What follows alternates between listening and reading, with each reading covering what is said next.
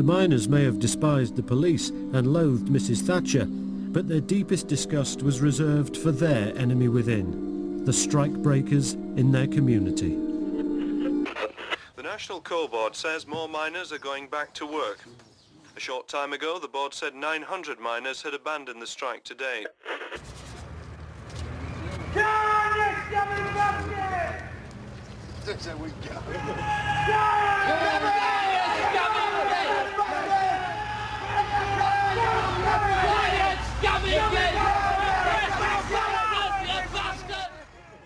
As the strike grew and the Scab bus was sweeping in daily and sweeping out daily, it was futile really. You were standing there, when it went by you shouted Scab, didn't have any effect because they were laid on the bottom of the bus. You did hate them when they were sweeping past you in Scab bus and police protection. You did hate, yeah. Scabs. Scabs used to walk through the village. But to see a scab, and some of them who you used to work alongside, it built up this tremor. And when you saw them, and if they ever look your way, you think, what right have they got to look at me? After what's happened over these 12 months, what right have you got to do that? I've never felt hate like that. I mean, everyone falls out with people, you know, your friends and think, God, I hate you and all this kind of thing, arguments. But that's the first time I think I've ever felt real hate. I mean real. Where it just rises up right into your chest from your stomach and you just feel physically sick with it.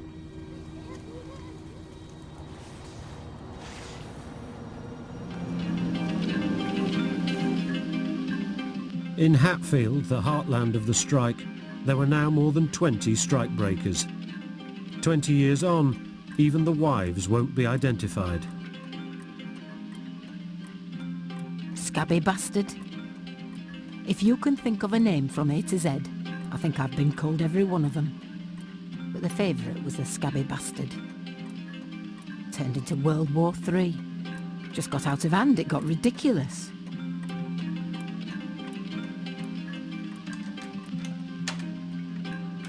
It just went on and on and on. And people lost their houses, self-respect, everything. Everybody were in debt up to their eyeballs. But that was irrelevant. You'd crossed that picket line.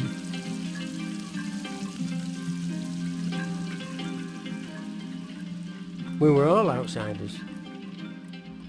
All the 23 or 24 that went back. We were classed as outsiders. We were like off another planet.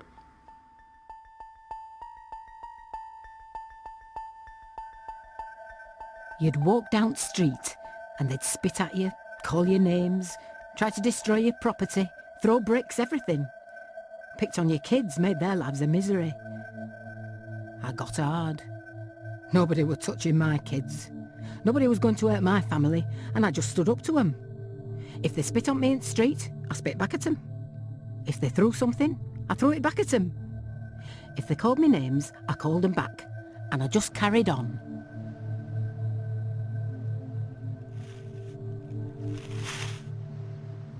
I don't deserve to be recognised as far as I'm concerned. No, I'll never forgive them. Never. No sympathy whatsoever.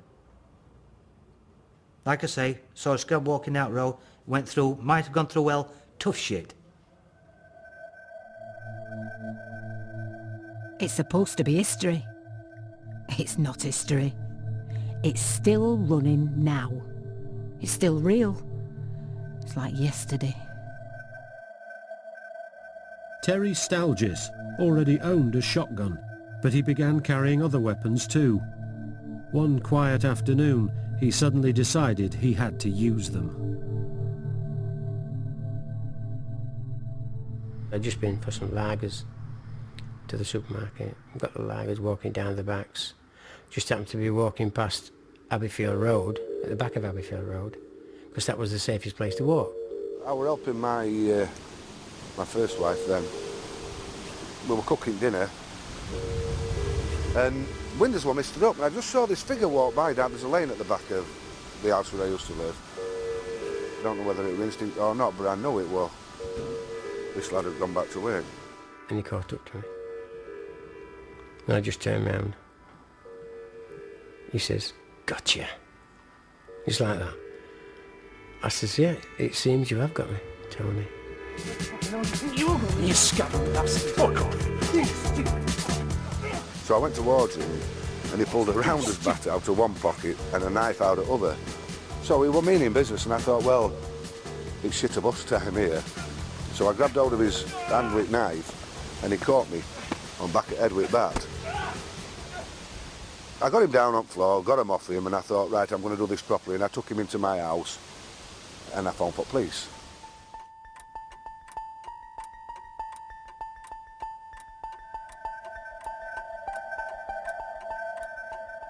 He said, "Oh, I could kill you, and just say it was self-defence."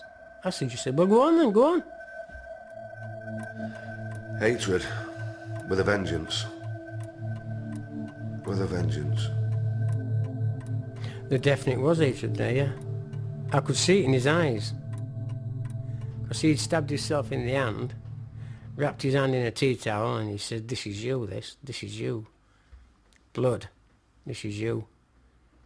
Well, if police hadn't been there, I'd have probably killed him.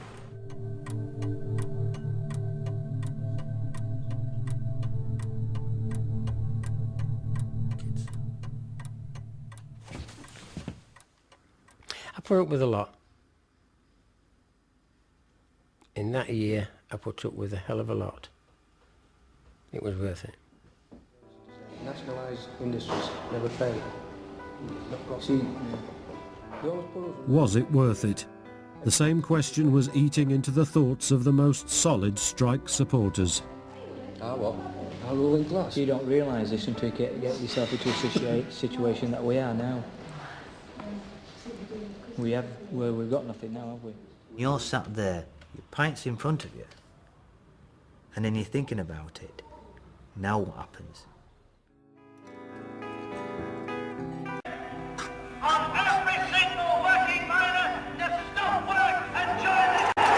What's the message to Margaret Thatcher? She will never break the mining people of Great Britain.